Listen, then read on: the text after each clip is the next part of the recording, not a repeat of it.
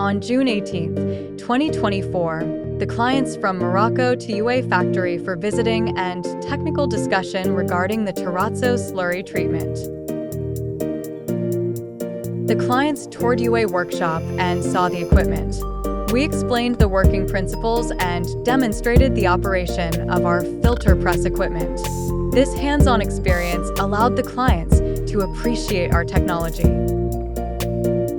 During their visit, we showcased the 3D models of lamella clarifier, illustrating how our solutions could be integrated into their systems.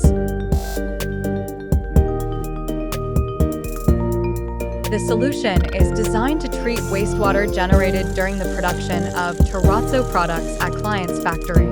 The slurry will be pumped into lamella clarifier for settling firstly.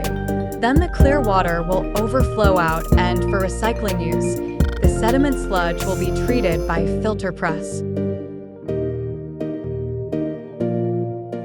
The clients were very impressed with our solutions and the overall visit.